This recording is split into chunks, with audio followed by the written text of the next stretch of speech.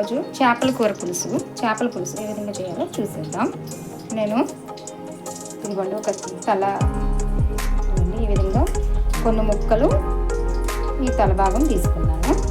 వీటిని పులుసు ఏ విధంగా చేయాలో చూసేద్దామండి. ఈ చేపల కూర పులుసుకి మనం వంకాయలు వేసుకోవచ్చు, బెండకాయలు కూడా వేసుకోవచ్చు, లేదంటే మామిడికాయ వేసుకుంటే ఇంకా చాలా బాగుంటుందండి. నాకు మామిడికాయ అవైలబుల్గా లేదు కాబట్టి నేను వంకాయ డైరెక్ట్గా అలా వేస్తే ఉడకదండి. అందుకని నేను ఈ విధంగా కొంచెం ఆయిల్ వేసి కొంచెం ఒక 2 నిమిషాలు మగ్గనిస్తాను అన్నమాట. ఇలాగా ఆయిల్లో కొద్దిగా బంద్ చేసేస్తాను.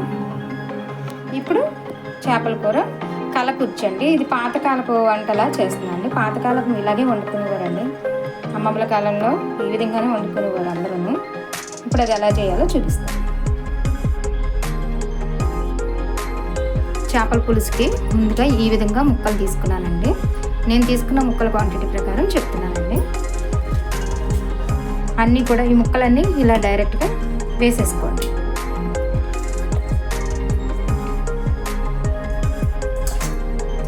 వేసుకున్న తర్వాత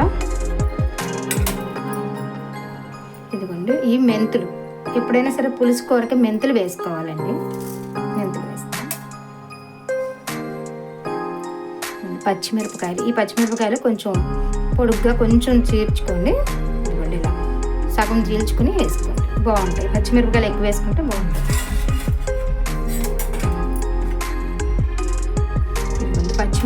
పచ్చిమిర్చి వేసాం కదా. తర్వాత ఉల్లిపాయలు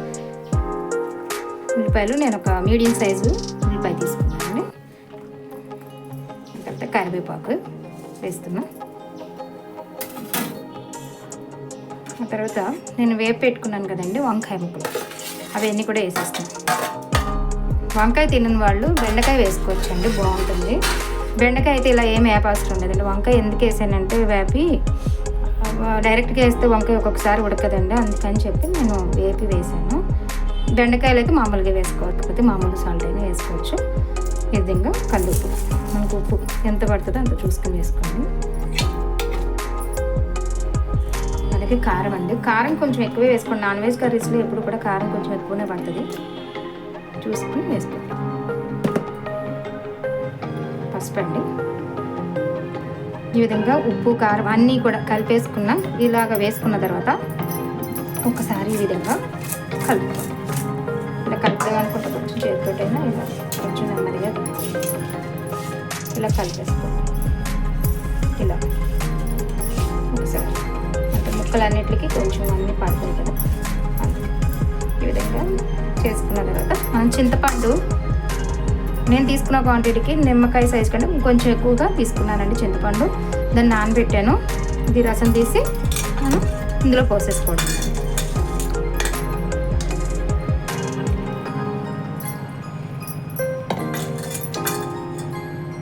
ఈ విధంగా చింతపండు పులుసు అంతా పోసుకున్న తర్వాత కొంచెం ఒక్కసారి ఈ విధంగా కలుపుకోండి. ఊరినే జస్ట్ అలాగా. చేపల కూర ఎప్పుడైనా సరే ఈ విధంగానే తిప్పాలి తప్ప గరిటె పెట్టి మాత్రం తిప్పద్దండి, ముక్కలు విరిగిపోతాయి. అలాగే నూనె అండి, నూనె అనేది దీనికి చేపల కూరకి ఎప్పుడైనా సరే వేరుశనగ నూనె పోసుకోండి, చాలా టేస్ట్ వస్తుంది. అక్కడ పోయటం చూపించలేదు కదా, చూపిస్తాను. వేరుశనగ నూనె వేసుకోండి, బాగుంటుంది. మూతని ఈ విధంగా కొంచెం గ్యాప్ ఉంచుకోండి. ఆ తర్వాత మంట కొంచెం పైకి పెట్టుకోండి, చూసుకోండి. మరీ పైకి పెట్టారంటే పొంగిపోతుంది కదా, అందుకని కొంచెం పైకి పెట్టుకుని ఒక పొంగు వచ్చిన తర్వాత అప్పుడు మీడియం టు లో ఫ్లేమ్లో కొంచెం అడ్జస్ట్ చేసుకోవాలి. ఈ విధంగా ఇలాగా పొంగుతుంది కదా, మరుగుతుంది కదండి, అప్పుడు మన మంటని కొంచెం అడ్జస్ట్ చేసుకోండి. కొంచెం లో టు మీడియం ఫ్లేమ్లోకి అడ్జస్ట్ చేసుకున్నాక అల్లం వెల్లుల్లి పేస్ట్ అండి, ఇది అల్లం వెల్లుల్లి పేస్ట్ వేసేస్తున్నాం.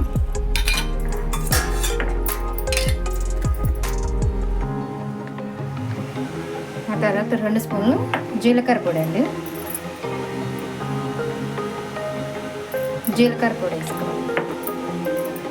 తర్వాత ధనియాల పొడి, ఇది కూడా ఒక 2 స్పూన్లు. విధంగా ధనియాల పొడి, జీలకర్ర పొడి, అల్లం వెల్లుల్లి పేస్ట్ 3 వేసేసాం కదండి. కొంచెం ఒక్కసారి దీన్ని ఈ విధంగా కొంచెం కలుపుకోవాలి. గరిటె మాత్రం పెట్టమాకండి, గరిటె పెట్టారంటే ముక్కలు విడిపోతాయి కదా.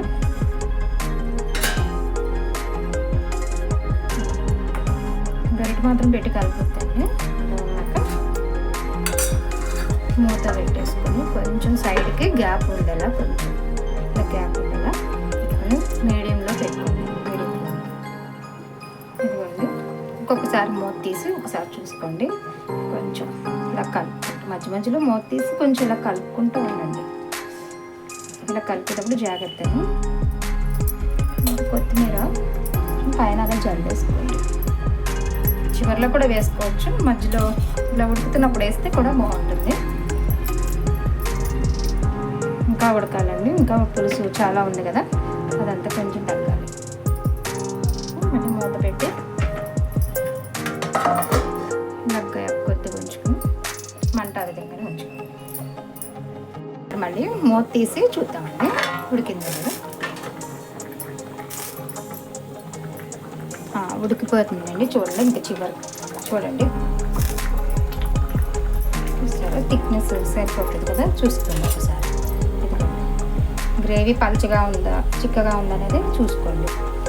మీకు ఇంకా చిక్కగా కావాలనుకుంటే ఇంకొంచెం సేపు మగ్గనివ్వండి.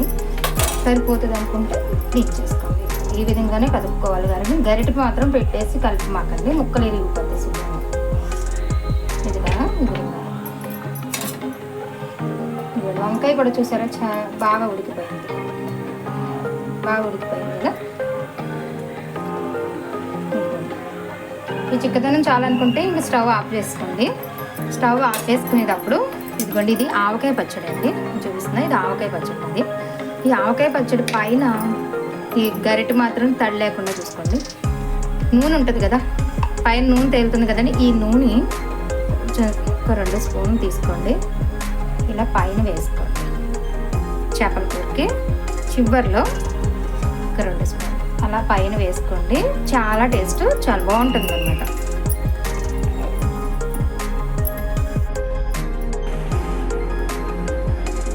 ఇంతే ఫ్రెండ్స్, చేపల కూర రెడీ అయిపోయింది. వంకాయ చేపల పులుసు పాతకాలం అమ్మమ్మలో ఈ విధంగానే చేసేవారు. ఇలా ఒకసారి ట్రై చేయండి ఫ్రెండ్స్. నచ్చితే లైక్ చేయండి, షేర్ చేయండి, సబ్స్క్రైబ్ చేయండి.